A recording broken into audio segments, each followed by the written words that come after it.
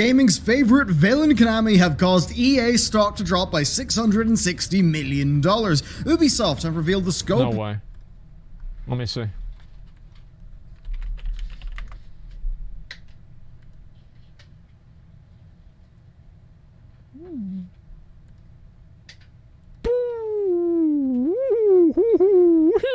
Okay, that's not good.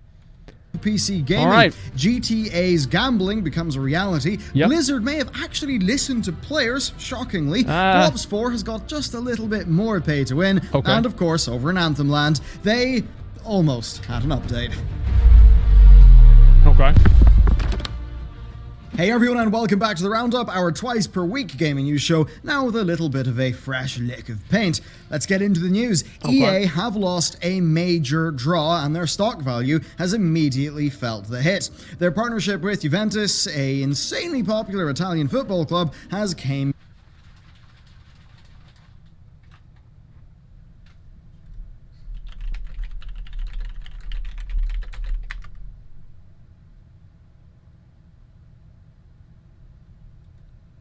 Well, so what? I would be too. What? How'd you see that? I thought you were watching them. You watching both of them? I'm watching both of you guys. Damn it, man. I thought I'd get one through. Okay. I'm switching in between. Yeah, sure. Who are you, did they kill the other boss? I don't know. Okay. Jesus, did you see how his voice fucking I don't think so. Okay. went Okay. 3 octaves higher? Damn. Well, I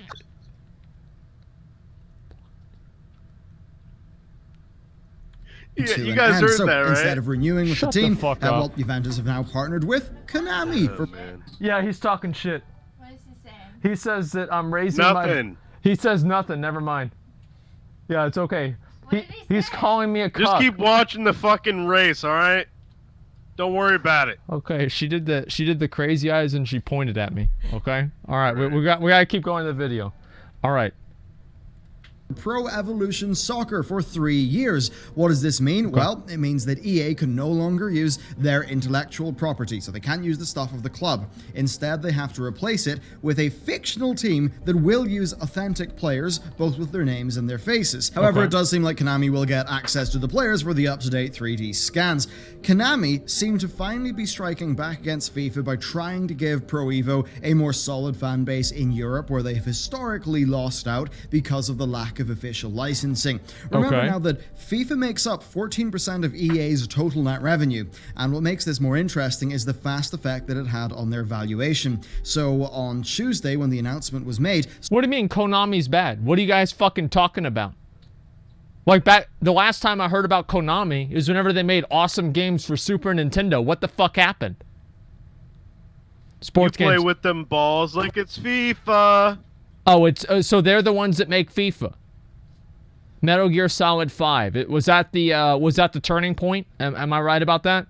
Kojima, they fought Kojima. Oh, Metal Gear Solid. All right, wow. Holy shit, man! They killed Metal Gear Solid. Fuck, man. Fuck.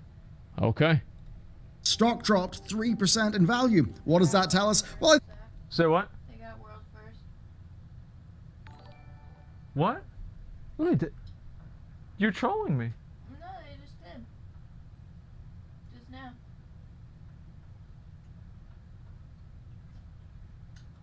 Izzy, I think that's heroic. Is it? Yeah, I think that's heroic. Why aren't they That's pretty yeah. They're doing heroic splits. She doesn't even. Just They're- don't worry they're about trying it. to Just get- don't worry about it. They're trying to get more gear so they can do it on Mythic. So they killed her on heroic. Just don't worry about it. Let her just. I got debated. I thought this was Mythic the whole time. Yeah, no, She that's doesn't- heroic. She doesn't even play Okay. WoW, does she? Yeah, she does. Oh jeez. Okay, dude. I think number one, market's knee-jerk. They overreact. It won't be that bad for that long. And there's also definitely, though, a danger of having all of your eggs in one basket. It does mean that any hits to FIFA will damage EA greatly, although I doubt this is going to have that much impact because of FIFA's established European dominance. Next up, though, we've got more Activision Pay-to-Win, which I know you love. Last month, a batch of weapons were added. Let's read this. Guarantees 1 new ranged black market weapon and 2 reverse cases. If you already own a variant of all black market weapons, the bribe will award additional variant. So here we go. This is amazing. I'm so glad that they're adding this. Yeah, this is absolutely just great. It's rare to have 3 versions of a raid. You're right about that. To the Black Ops 4 loot crate system. Now, we've talked about this before, but one of them was the Stingray, which, with a explosive round mod, was a burst fire rifle that would one-shot people. Yeah, that's a massive balance problem, and one with a very simple fix, but it took them over a month to fix it, furthering player claims the Blops 4 is getting kind of pay to win. Now, well, that's what they do, right? Is they add something that's pay to win, and then they let it take the internet by storm. Everybody knows that you have to have this weapon. Then they let the meta create itself around this weapon. Everybody buys the weapon, and then a month later they come back and we say, oh no, we don't want anybody to have to do pay to win. This is not what our company stands for, even though we profited off of the hype of it for last month. But no, now we're going to change it, and we're actually going to make another gun pay to win now, so give us another $15. That's what it is. See, this is the best part about it, right? Is not only, it's like they fuck you coming and going, right? They fuck you buying the gun, and then they fuck you by nerfing the gun and telling you that they did it because they care about the experience, right? So it's like a double, it's a suck and fuck at the same time. Yeah, like Mikkel Reeve says. That's right. shortly... Is he streaming, by the way? When is he streaming? Right now? No, not right now. I know he's not streaming right now. He's gonna try more. You guys need to follow him and start watching his stream. Anybody got a link to his channel? Yeah, link his channel right here, okay? And you can't even, since it's all RNG. Yeah, don't give your Twitch primes to me. Go give them to him, okay? That's my boy, Mikkel. Yeah, he's if it weren't for him, I might not even be playing WoW right now. What's so bad about a good old suck and fuck? Well, there you go. There's the link right there. Okay, yeah, go give him a follow, give him a like, give him your Twitch primes. Okay, don't give them to me. All right, let's go to the rest of these. It's like sucking your own dick, not the best idea. No, it's like paying somebody to suck your own dick and then refunding and charging back the PayPal money for it, right? That's basically how it is. After the Stingray was patched, they've done basically the same thing again. This time, there's an explosive crossbow, the Reaver C86, that does extreme amounts of damage. So much damage that it renders the Safeguard game mode moot, as you can destroy the payload in a single 6-bolt clip of the weapon. That's great. Now, this, like the Stingray, is available from the loot boxes. So if you want a weapon that can significantly increase your odds of winning... See, I didn't even hear the other half of it, right? I didn't hear how, obviously, instead of them changing the loot box thing, I just assumed that they would move the pay-to-win gun to another gun that's from the crates. I assumed that. Boom. It's a fact. Okay? Whenever there's money involved, you always know what they're going to do. Winning that game mode, just throw your money into... What?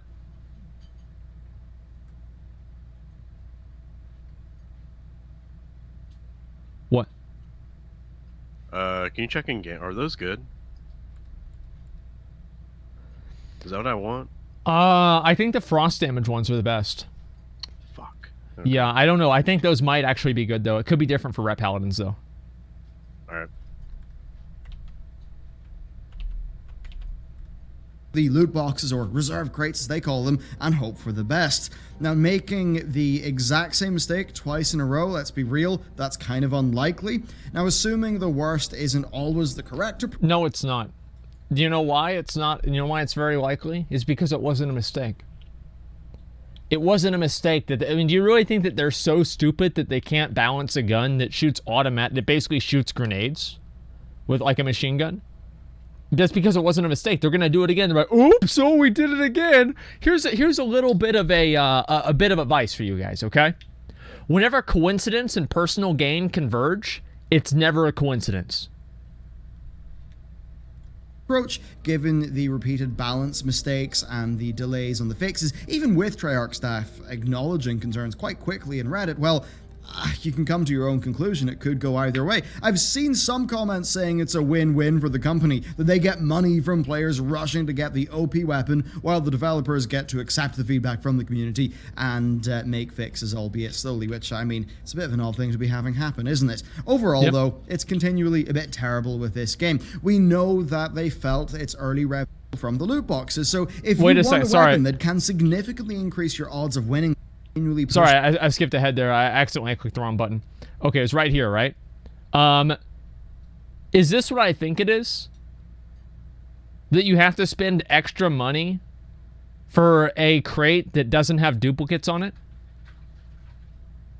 There's no way this is what it is, right?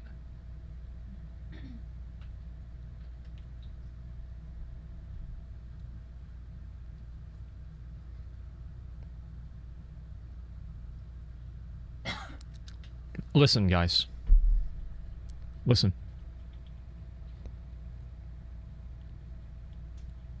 These mechanics are aimed at 14-year-olds that are hopped up on Mountain Dew, Monster Energy drinks, Red Bull, all at the same time, while their mom is sitting there in the other room crying because he's getting held back in 7th grade for the 3rd time. And Adderall. Get my Addies. Gotta get the Addies, bro. Like, these kids are, and his name is Kyle. And he smells like Axe body spray. He wears a shirt that's 3 sizes too big for him. And his pants are, you know, like all the way down to his ankles because he's a gangsta. And he has a Supreme hat with the sticker on it.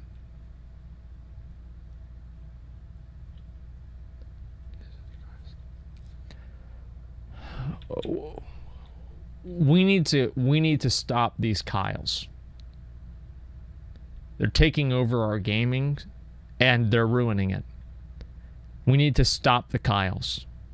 Continually a bit terrible with this game. We know that they felt its early revenue was disappointing, and as we've covered in the other videos, they've continually pushed their microtransactions further and further. They've been okay with pay to win, and now we're in this current state where, guns, something that's vital to the game, are locked behind their loot boxes, which is just unacceptable.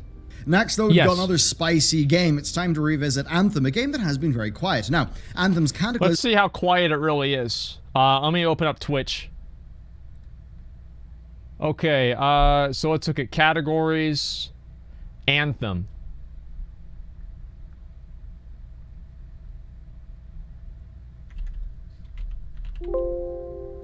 Okay, still can't find it. We'll scroll all the way down, okay, guys?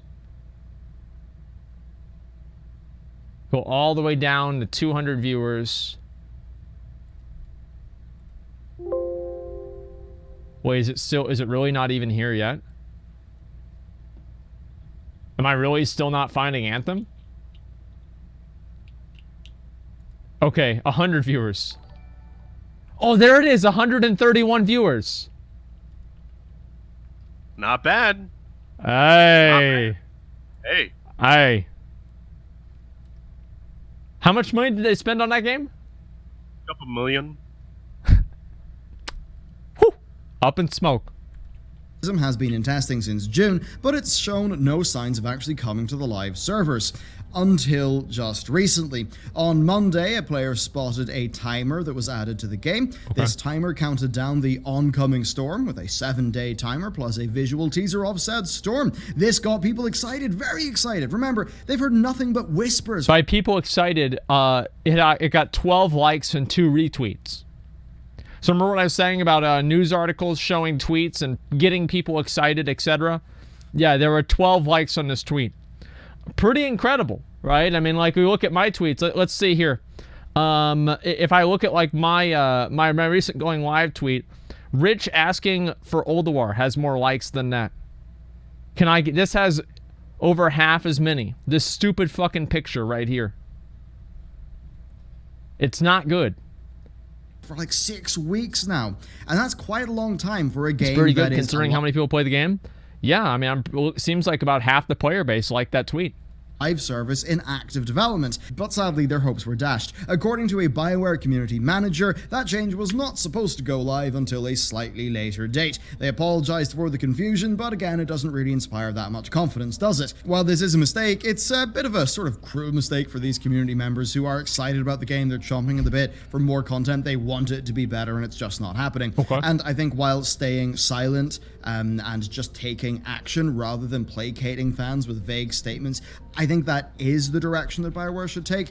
But while I think that's the case, it does look like the team is making minimal progress. They should give up on the If game and make something better. There's a large enough team working in this It's game. dead. I would imagine that they are, you know, sorting out their production and getting their back end I improved. wasn't talking about my own Twitter likes. I was talking about people that got responses on my Twitter post, okay? I wasn't flexing my own Twitter. Jesus Christ, you guys are autistic. Of course I'm not doing that. I was talking about something completely different. Going instead of just farming out content super quick to get the fans in.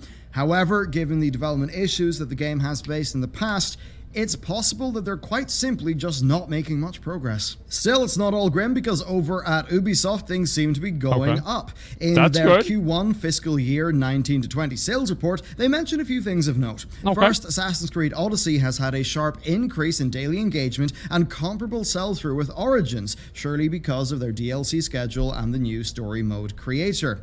Then Rainbow Six Siege is one of the best-selling, one of the top 10 best-selling titles, in fact, in the industry over the last 5 years, and that is measured in $60 units sold. Very impressive indeed. Then The Division 2 is straight up the highest selling game this year so far on console and PC. It simply sold more units than any other game. They also mention strong performance at E3 with Ghost Recon Breakpoint, Watch Dogs Legion, and Roller Champions. Am I the only person who doesn't give a fuck about any of these games?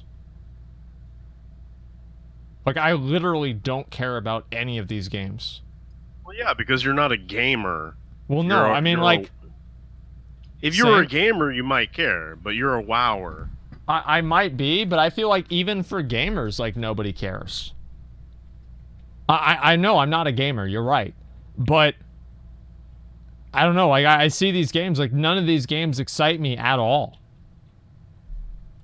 Doing fantastic by the metrics they were tracking. Their CEO went on to say that they are well above target for this quarter because of high recurring player investment and engagement, especially in Siege and Odyssey, and he claimed that their lineup for this fiscal year, which includes Quarantine and Gods and Monsters, is one of the strongest they've had in the last 5 years. But the most interesting thing for me is the breakdown of bookings by platform. Switch was down at 5%, and their various mobile offerings only earned 7%. Xbox One was 18% of the pie, and the PS4 was a lot more than that, 30%. Why would anybody buy an Xbox One? Like, give me one good reason to buy an Xbox One.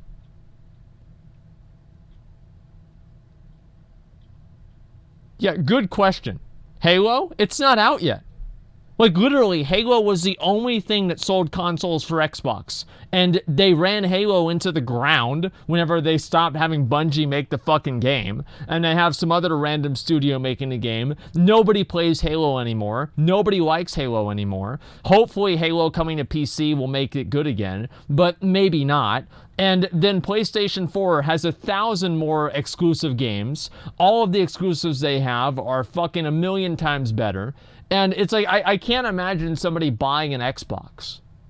Like, so sometimes I've thought about buying an Xbox, but then I remembered I would just be wasting my money. I would never even turn it on. There would be no reason to play Xbox. And this is by somebody who was an Xbox fanboy. I had an Xbox. I had the original one, the giant box, and then I had the 360. I fucking love Xbox, and it's absolute trash now. 1% of the pie. However, the real kicker is that PC was on top. Yeah. PC accounted for 34% of the money that Ubisoft brought in, which is in sharp contrast to 24% the same period last year. So it might be easy to see this and think, hang on a second, has PC gaming just had a 50% rise? Well, while PC gaming does appear to be increasing in popularity, I think that Ubisoft have also been doing a good job with their live service model and their updates, and that probably has led to a lot of revenue. Their reliance on maintaining their live services just makes me believe that players who would usually spend on a number of, say, different games across Steam are instead spending a lot of that money on Ubisoft DLC, season passes, and microtransactions. Now, here's why PC gaming is becoming a lot more popular. There's a number of reasons. Is because one of the big things is that people in general are becoming more PC literate. So the percentage of the population that can create and at least parse out and decide what kind of a PC they want and know what RAM is, know what graphics cards are, know what processors are, they understand that more. That population is only getting bigger. While at the same time, back in the day, whenever the console gaming was much more popular, the consoles weren't even really that great, but they were just better than the PCs. Also, on top of that, creating these like PCs, these better PCs, you can buy a really good PC that can run almost all the games nowadays for less than $1,000. Back in the day, comparatively, you really weren't able to do that in the same way. So PC gaming is becoming more accessible and less expensive. So I think more and more people are going to keep doing PC. Yeah, only 1K? No, it's true. $50 if you're... Well, it depends on where you live, though. Well, of course it depends on where you live. But I think that, okay, computer literacy is going up, prices are going down in general. That's why PC gaming is becoming more popular. outside of some of those microtransactions, I mean, a lot of them, the XP kerfuffle with Odyssey, that stuff, I think Ubisoft have fundamentally did a pretty good job. They have released quite a lot of content for their games, and as far as the live services go, I think Ubisoft are pretty much coming out on top. Then Ubisoft are doubling down on PC as well with Uplay Plus, which is their own subscription service. So they've announced a list of games that will be available, and it's over 100 games long. Now this is going to cost $15 a month, but it's going to include all of Ubisoft's new games, including Ghost Recon Breakpoint, Watch Dogs Legion, Rainbow... Am I the only person that's sick of these fucking dumbass goddamn piece of shit annoying fucking services that you have to pay for every goddamn motherfucking month? I've got to pay for Amazon Prime. I've got to pay for subs for people on Twitch. I've got to pay for WoW. My dad doesn't even pay for my sub anymore. I've got to pay for fucking Netflix. Actually, it's not true. I leech Izzy's Netflix. And, you know, this is it. I'm getting fucking tired of paying for all this fucking garbage constantly. Like, we get away from the cable companies, and now we're buying our own fucking bundles. This is insane. Gotta pay for Spotify. It's, you know, I'm too much. Yeah, Spotify too. Well, Spotify I'm okay with, right? But in general, like, this is insane. The amount of services you have to pay for monthly. I don't even think about how much money I'm paying for services monthly. It's fucking ridiculous. 6, Quarantine, and Gods and Monsters. Then as for the back catalogue, well, it's almost everything of value. The Assassin's Creed, Far Cry, Tom Clancy, and Prince of Persia series are all there, and then even games like the Trials series, Beyond Good and Evil, Steep, and the Might and Magic games being included. Now, the games are mostly coming as either their deluxe, gold, or ultimate editions, so they should include all of the DLC. Now, there is fine print on the page saying that it may not have all premium content, but I... Wait a second, so you get to play Uno? So you've got Ghost Recon, The Division, Splinter Cell, Secret Agent, Uno, Watch Dogs 2. Like, I don't know why, I just think that's really fucking funny. Ultimate editions, so they should include all of the DLC. Okay. Now, there is fine print on the page saying that it may not have all premium content, but I think that's just to cover them in case there's a genuine issue there. Yeah, like we'll with see Origin about that. Access Premier, basically, if you're a fan of the Ubisoft franchises massively and you want to play them all, it could end up working out okay for you. $15 a month is not... Somebody just traded me $1 million gold. Wow. Yo, hey, Provitos, thanks a lot, man. I really fucking appreciate that. He's in a guild... Wait, he's in a guild called Stream Snipers Re. Yo, thank you, man. Holy shit, thank you very much. It's $1 million gold. Come to Sargeras and do that, man. No, it's okay. Everybody come to KT. I'm just standing right here in Borealis Harbor. Please trade me more gold, okay, guys? Sargeras. This is great, yeah. Health is Odd server. This is amazing.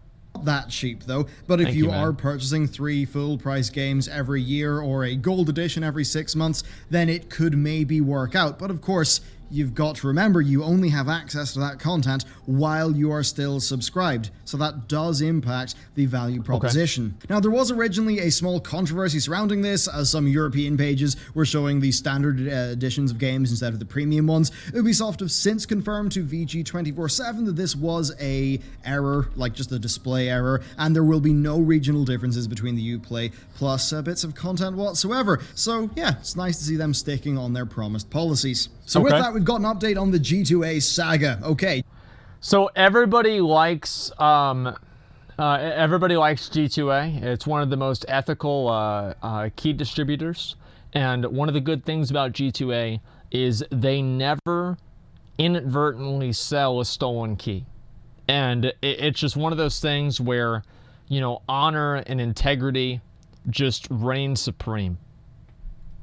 G2A have proposed a solution to the shady key resells. When they proposed their key blocker, they opened by saying they got a lot of feedback and they realized they were a bit short-sighted on some issues. They claim that they now understand the developers are concerned almost more so about review and giveaway keys being resold, so they are working on a tool to protect against that. Now, they're not actually working on the tool. They say that if at least 100 indie devs sign up to be validated with G2A through the system, then they'll begin the development work. Now, this system basically is just a key blacklist, so devs can submit keys to the blacklist indicating whether they are a review or a giveaway key, and if they're giveaway keys, then G2A will allow the sale of up to 3 of those keys from a single seller, but no more. Now, G2A agree that review keys should never be sold, but they do believe the customers have a right to sell keys that they acquire or they win through a giveaway, and I think that's fair, but that they will limit that quantity because of the potential for abuse via botting. Now, overall, I think this tool is a pretty good idea, but I think G2A's bullish approach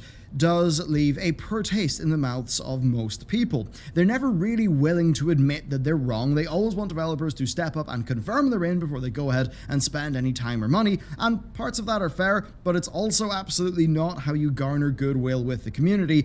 They don't need goodwill, they just sell the fucking keys. Well, let's see, what is this this back and forth? I never mentioned chargebacks at any point, agreed, so we never contacted even a chargeback in an article. Do you give 10 times X people pretending to be streamers and press asking for review codes? People buying codes in bulk, bundles against the TOS? Who's verifying the evidence? People pretending to be streamers, following the article, such people are scumbags and we gladly delete all codes from the marketplace. So this right here, so this is, who's verifying the evidence? See, this is the real question here that this guy asked.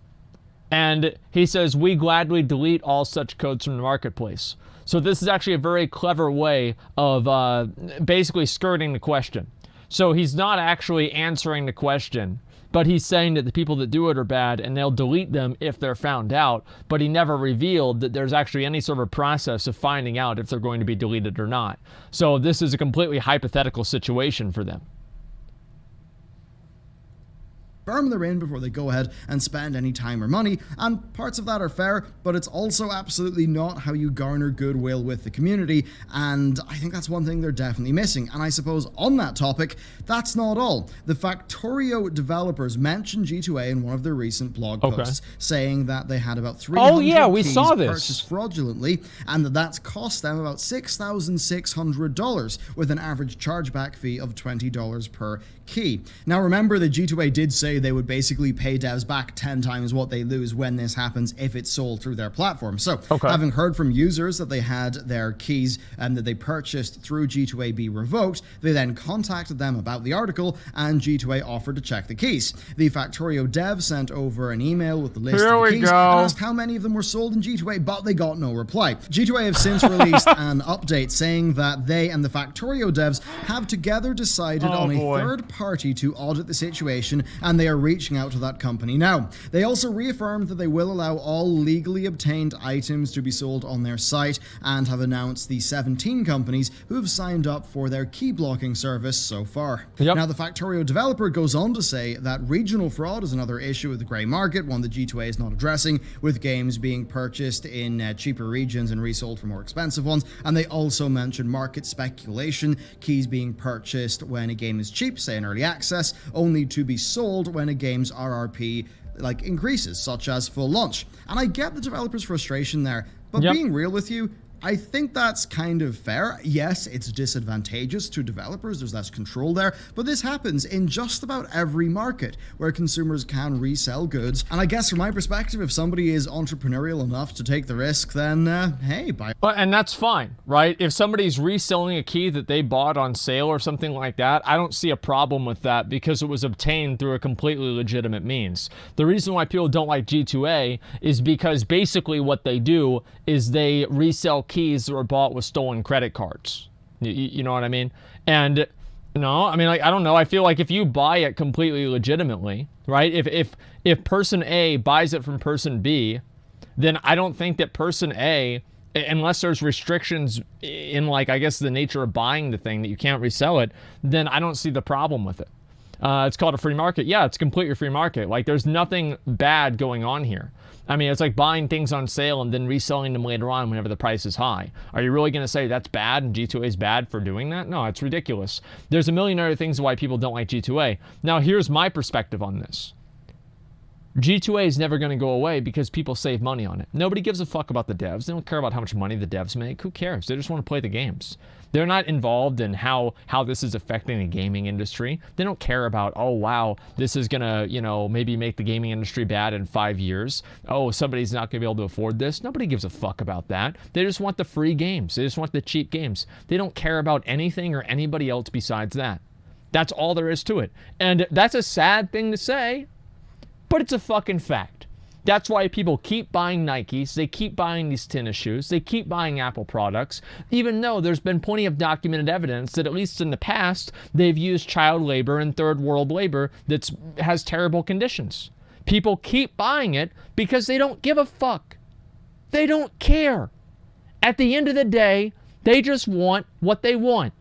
And that's it. They don't care what it takes to make it. They don't care what it takes or anything. 1,000 gold. Ooh, traded me a Bambi. Thank you.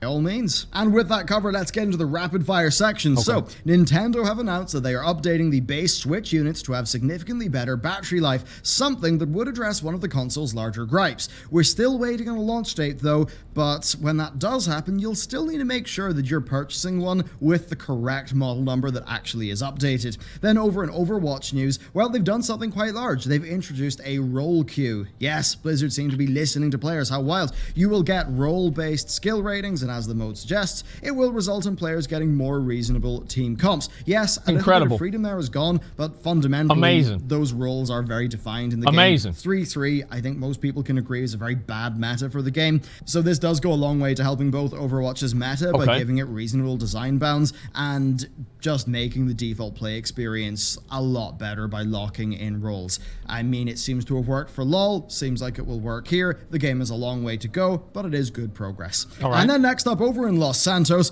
Rockstar are opening up their casino. There's not much to say yet, bar being quite funny given the game's deep monetization and of course your ability to purchase in-game currency via shark cards. So because of this, one does have to wonder how bad it will look for Rockstar and I suppose the gaming industry if players can turn their real money into in-game money and then literally gamble it all away in the slots. That sounds awesome. Kind of funny. But finally, we've got a bit of good news. Capcom have revealed that Monster Hunter World has sold 13 million units.